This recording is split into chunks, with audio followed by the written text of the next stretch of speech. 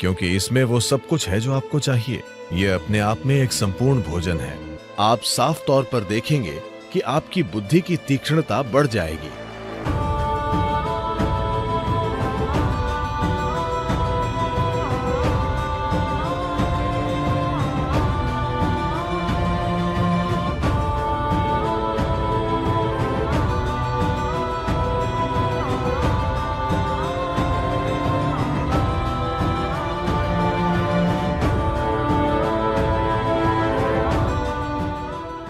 जब हम जिंदा रहने के लिए खाते थे तो हमें जो मिलता था हम खा लेते थे। अब जबकि हम चुन सकते हैं, हमें वो चुनना है जो शरीर के लिए सबसे अच्छा है। अगर हम इस तरह नहीं चुनते तो हम किसी तरह जीकर चले जाएंगे। ये सारी चीजें सिर्फ उन लोगों के लिए महत्वपूर्ण हैं जो लगातार कोशिश कर रहे हैं कि अपने जीवन को बेहतर कैसे करें, थोड़ा और बेहतर काम कैसे करें, जीवन के दूसरे आयाम को कैसे खोलें। अगर ऐसी चिंताएं हैं, फिर आप इस मशीन में किस तरह का भोजन या ईंधन डालते हैं, ये बहुत बहुत महत्वपूर्ण है। सभी चीजों में एक मूंगफली।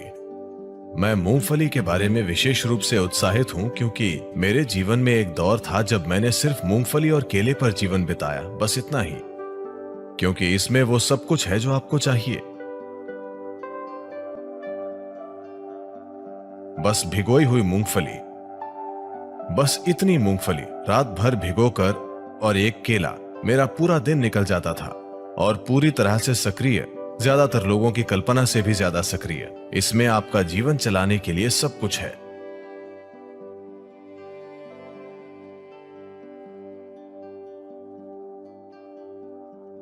यह अपने आप में एक संपूर्ण भोजन है। अगर आप इसे 6 से 8 घंटे तक भिगोते हैं तो पित्त निकल जाता है। आप पित्त जानते हैं। एलोपैथिक डॉक्टर इस पर ध्यान नहीं देते, लेकिन आयुर्वेद इसी पर आधारित है।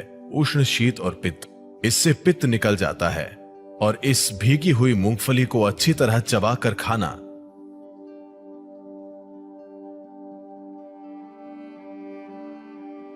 बस ये पक्का करें कि यह जेनेटिक इंजीनियरिंग की हुई बकवास नहीं है। एक चीज यह है कि शायद इसमें जेनेटिक बदलाव किए गए हों। अब वो ये नहीं लिखते कि किसमें बदलाव किया गया है और किसमें नहीं।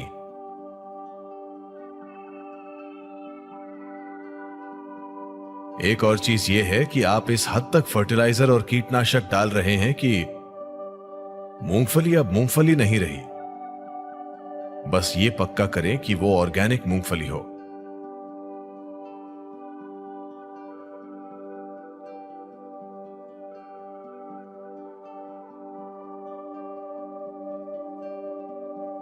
अगर आप नाश्ता बनाना चाहते हैं, आप एक रेसिपी चाहते हैं, तो मुट्ठी भर मूंगफली लीजिए, उसे 6 से 8 घंटे तक पानी में भिगोइए, इसे मिक्सर में डालिए।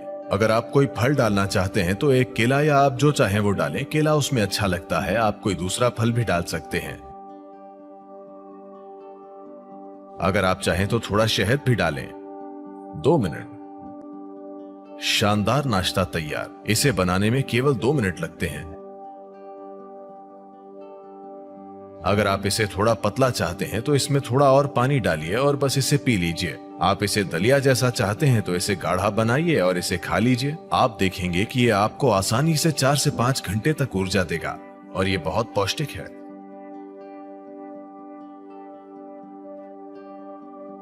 अगर आप पॉजिटिव प्राणिक भोजन खाते हैं तो ऊर्जा सक्रिय रूप से स्पंदित होगी। खासकर कुछ चीजें जो बहुत ज्यादा पॉजिटिव हैं, उनमें से एक है सफेद कद्दू। सफेद कद्दू बहुत ज्यादा पॉजिटिव है। आप मेरे ख्याल से इन दिनों आप सिर्फ उसे अपने घर के सामने लटकाते हैं या सड़क के 3 कोनों पर तोड़कर भैंस को दे देते हैं, लेकिन आप उसे नहीं खाते।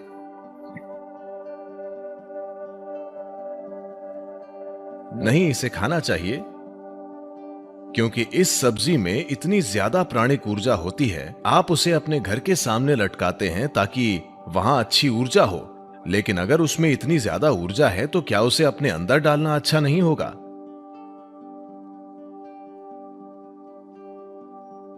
उसे आपके अंदर डालना अच्छा है, खासकर अगर आप इस पर कई प्रयोग हुए हैं। अगर आप रोजाना 1 ग्लास सफेद कद्दू का जूस पिएं, तो आपके शरीर में कैंसर कोशिकाओं की संख्या बहुत कम हो जाएगी और आप साफ तौर पर देखेंगे कि आपकी बुद्धि की तीक्ष्णता बढ़ जाएगी।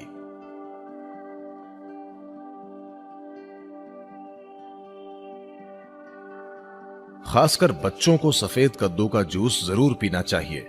रोज सफेद कद्दू खाने से आप साफ साफ देखेंगे कि आपका दिमाग बहुत स्पष्ट और तेज हो गया है। कुछ हफ्तों तक सफेद कद्दू का सेवन करने से ही यह दिखने लगेगा। आप देखेंगे कि सुबह आप कॉफी पीते हैं, वो आपको चिड़चिड़ाहट के साथ ऊर्जा देता है। आप 1 ग्लास सफेद कद्दू का जूस पिएं, वो आपको जबरदस्त ऊर्जा देगा।